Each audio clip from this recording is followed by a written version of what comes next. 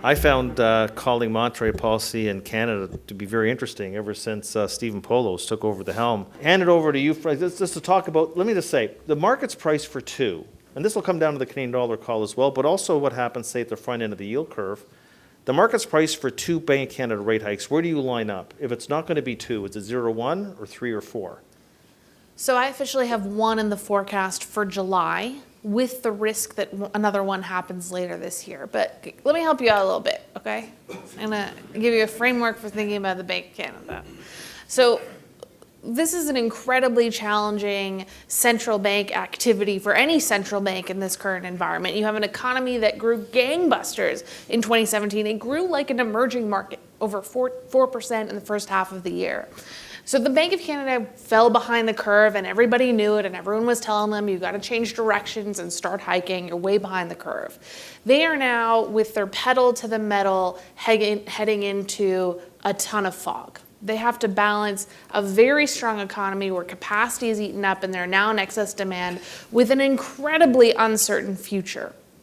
What is making this outlook very cloudy? There's really kind of four buckets in my mind. One is NAFTA. 2 is the housing outlook. 3 is what happens to rising minimum wages and how that affects investment. And then the fourth one is maybe the hardest of them all, which is what impact do those 3 prior rate hikes have on the total economy? And this is actually really, really challenging for any economist to measure. So the Bank of Canada has no way to assess this situation, and yet they're running full steam ahead. I think there are generally 3 misconceptions about how POLAS operates. Number 1 is that the Bank of Canada cares deeply about how NAFTA turns out. I think that's true, but in the near term, they're actually much more focused on what NAFTA means for business investment. Why? Because as Carolyn Wilkins told us, there are too many outcomes across too many timelines when it comes to NAFTA. What they care about is what the drag on business investment is going to be over the next year to year and a half. Number 2 misconception is that Governor POLAS always wants a weaker Canadian dollar. I don't believe this is true. This is a bias that markets tend to have about Governor POLAS. So Governor POLAS recognizes that there are costs and benefits to the Canadian dollar. The third issue I have is the misconception that Governor POLAS is always trying to control market expectations. I don't think this is the case. I think we often misinterpret speeches that are geared towards households or businesses as being a way to move the market. I think what the Bank of Canada, are you going to ding me? No. Okay. No, but you're... I'm getting close. Okay, I'll finish. What is the Bank of Canada actually watching? Okay, I think they're watching 2 things. But I'm close. Okay, I'm going. Okay. They're watching potential GDP, and they're watching the output gap. How much excess demand do we have in the economy? And they're watching the neutral rate of interest, which is what they believe is the interest rate that is neither tightening or loosening in the economy. When Governor POLAS says he wants to remain accommodative, I really believe that he's looking for something below the neutral rate of interest, which they believe is something between 2.5% to 3%. Those are the 2 numbers he watches. I think one more can't move too much faster into this fog. I'm nervous. I'm just going to stop there. It's okay. You know, I gave you more leeway than everybody else because you're a renter. Yeah. Now, I think I might have to rephrase the question. So, look, the Bank of Canada gave us 2 critical pieces of information. Like, I know, I don't think the bank's raising rates again this year. That's my forecast. But I know that if I had rate hikes in my forecast and the bank just gave me 2 pieces of information, which is that they have a different wage number than what's published, and it's 70 basis points below what we think it is. And they told us that there's more excess capacity in the economy than they thought before.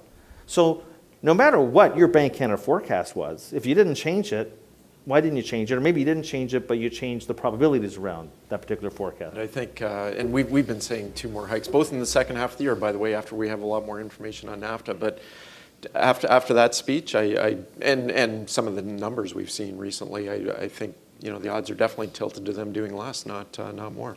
In terms of POLAS not wanting to control the market, I think that is not a debate at all. He doesn't care what the market thinks. I don't think he's at all interested in fine-tuning the market. In fact, sometimes I seriously believe he wants to mislead the market.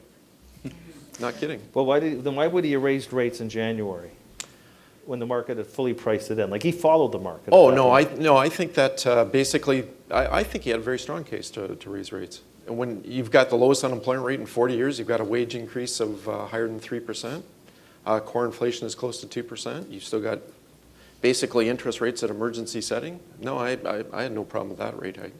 Okay, but Dave, you say he gave us this piece of information, there's more slack in the economy. He gave an almost identical speech in December, sandwiched between 2 rate hikes. Yeah. So this is my point, that we're taking everything extremely literally and not recognizing that some of these speeches are geared towards talking about structural factors. So, first of all, let me disagree on the dollar bias.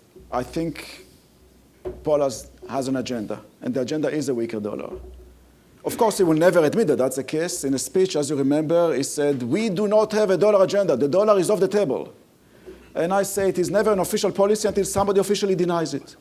I do believe he has an agenda. I think that everything that he did over the past 5 years was designed to lower the value of the dollar. That's it in his DNA. That's my belief.